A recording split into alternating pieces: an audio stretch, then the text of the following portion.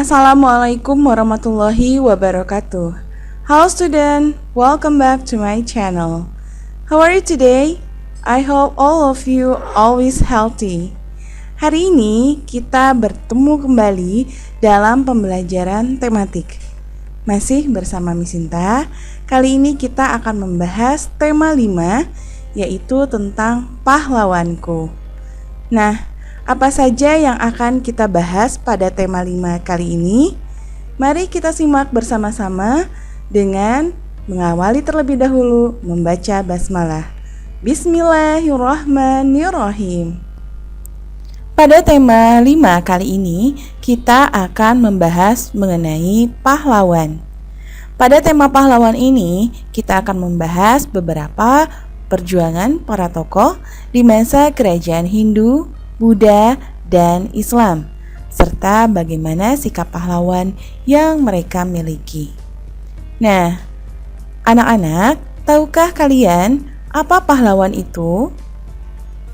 Pahlawan adalah orang-orang yang sangat berjasa, berani, dan penuh pengorbanan bagi bangsa, negara, dan agama.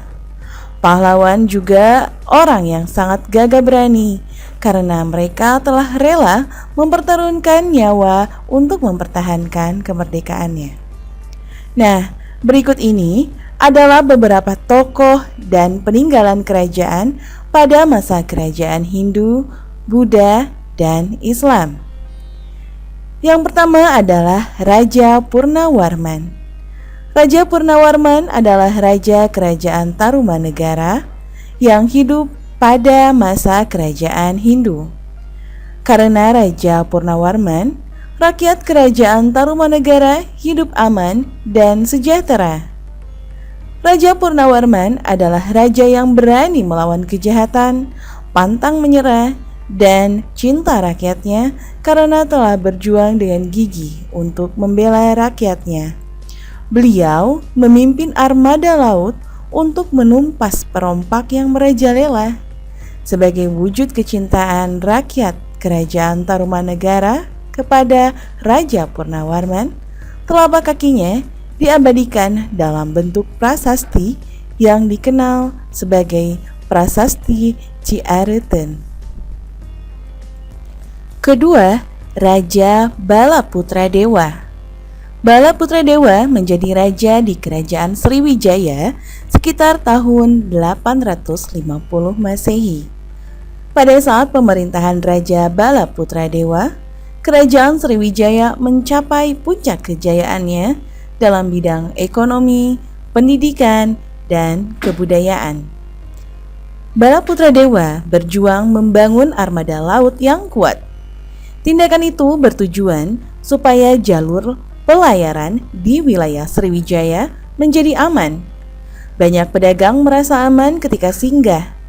Peningkatan ekonomi diperoleh dari pembayaran upah, upeti, pajak, maupun keuntungan dari hasil perdagangan. Dengan demikian, Sriwijaya berkembang menjadi kerajaan yang besar dan makmur. 3. Mahapati Gajah Mada. Gajah Mada adalah seorang panglima perang dan tokoh yang sangat berpengaruh pada zaman kerajaan Majapahit. Saat remaja, ia merupakan seorang pemuda yang mempunyai keahlian bela diri yang sangat hebat serta berilmu tinggi. Oleh karena kecakapannya, pada tahun 1319 ia diangkat sebagai Patih Kahuripan. 2 tahun kemudian, ia diangkat sebagai Patih Kediri. Pada tahun 1329, Patih Majapahit yang bernama Aryatada menunjuk Gajah Mada untuk menggantikan dirinya. Pada tahun 1336, Gajah Mada mengucapkan Sumpah Palapa, yaitu janji bahwa ia tidak akan memakan buah palapa, sejenis rempah-rempah, bila belum berhasil menguasai pulau-pulau di Nusantara.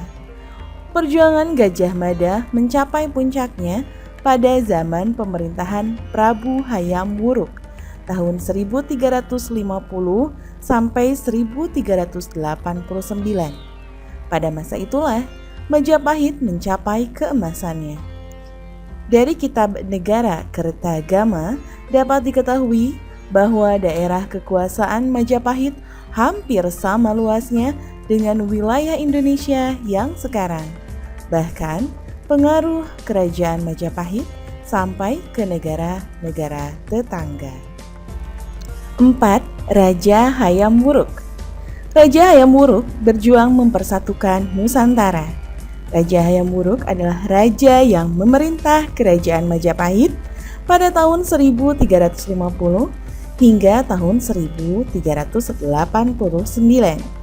Kerajaan Majapahit berhasil mencapai puncak masa kejayaannya pada masa pemerintahan Raja Hayam Wuruk.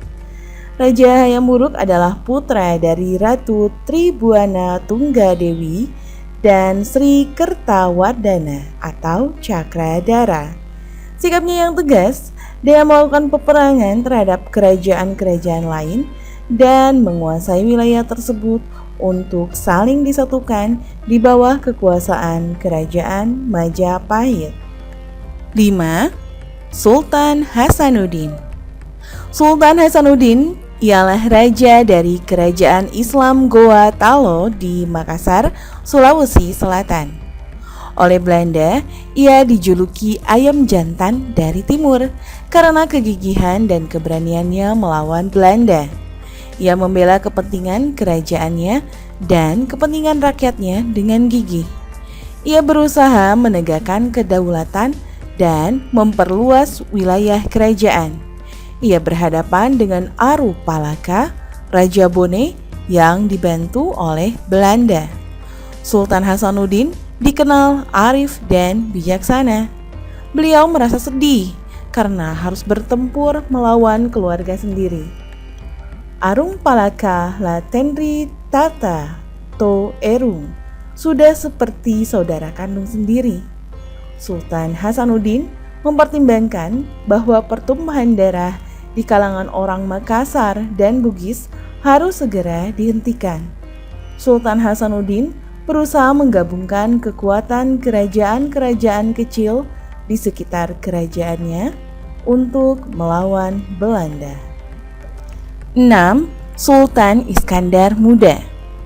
Sultan Iskandar Muda memerintah kerajaan Aceh pada tahun 1607 sampai 1636 Masehi.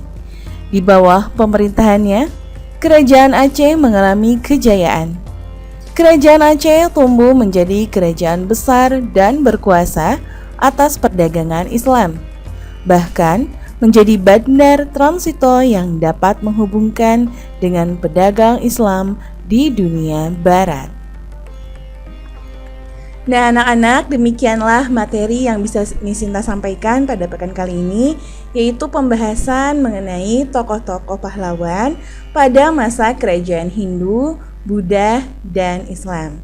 Sekarang kalian kerjakan latihannya di buku catatan dan jangan lupa untuk mengirimkannya ke portal e-learning. Nah demikianlah materi kali ini. Thank you for watching. Wassalamualaikum warahmatullahi wabarakatuh.